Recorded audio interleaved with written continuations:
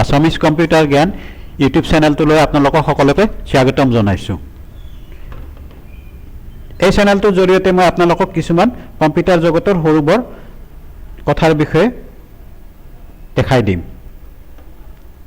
আজি চাম আমি মাইক্ৰ'ছফ্ট এক্সেলৰ HLOOKUP ফাংচনৰ বিষয়ে। HLOOKUP ফাংচন হ'ল এনেকুৱা এটা ফাংচন যিটো ফাংচনৰ সহায়ত কোনো এখন টেবুলৰ বা তালিকাৰ টপমষ্ট ৰ' ৱাইজ ইয়াৰ কৰস্পণ্ডিং যিখিনি ভেলু আছে সেই ভেলুখিনি যদি আমি অন্য এখন টেবুলত দেখাব লাগে, টেবুল ৱাইজ দেখাব লাগে, তেতিয়াহ'লে HLOOKUP ফাংচন ব্যৱহাৰ কৰা হয়। এটা এক্সাম্পলৰ দ্বাৰা মই আপোনালোকক গোটেইখিনি দেখাই দিম ক্লিয়াৰলি। অ'কে,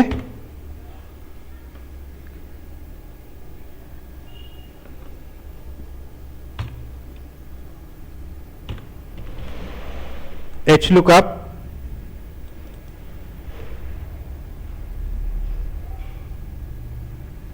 ইয়াতে এটা আইডি ভেলু আছে।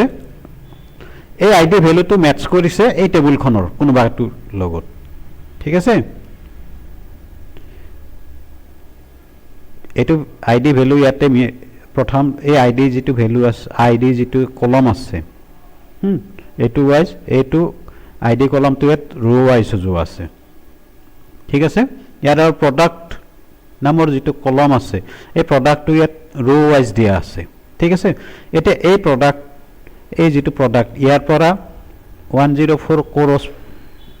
104 ভেলুটোৰ এগেইনষ্টত যিটো কৰস্পণ্ডিং প্ৰডাক্ট আছে ইয়াতে, এইটো ইয়াতে সজাই দিব লাগে। এইটো 104 ইয়াৰ কাষত যিটো প্ৰডাক্ট বহিব, মই সেই প্ৰডাক্টটোৰ কথা কৈছোঁ।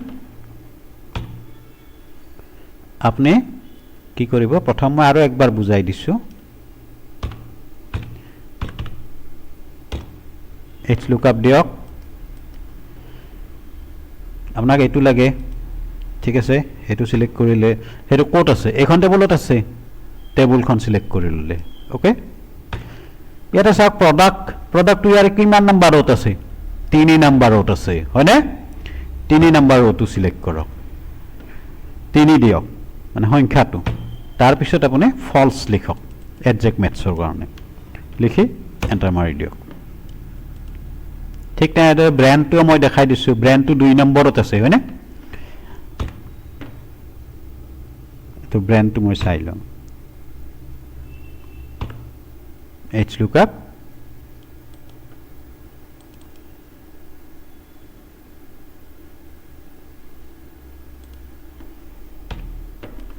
এখন চিলেক্ট কৰক, ব্ৰেণ্ডটো 2 নম্বৰত আছে নহয়, 2 লিখক আৰু ফল্ছ।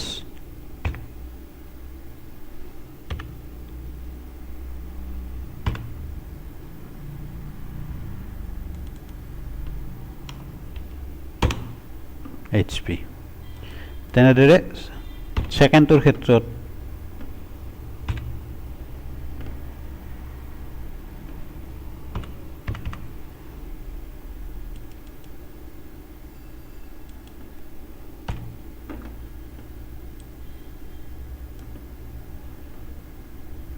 প্ৰডাক্ট লাগে 3 নম্বৰ,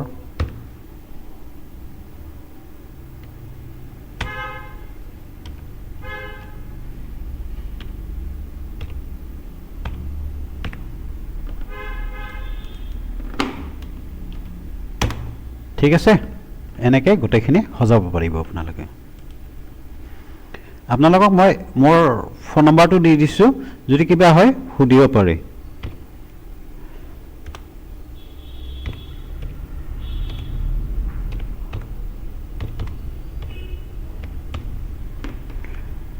এইটো মোৰ ফোন নম্বৰ, এইটোত কল কৰিব পাৰে, বা এইটো মোৰ হোৱাটছএপ নম্বৰ।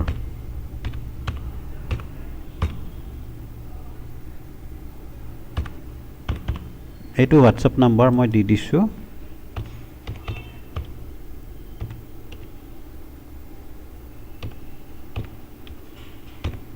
এইটোত আপোনালোকে কিবা প্ৰব্লেম থাকিলে এই দুটা নাম্বাৰৰ সহায়ত আপোনালোকে মোক কণ্টেক্ট কৰিব পাৰিব। অ'কে।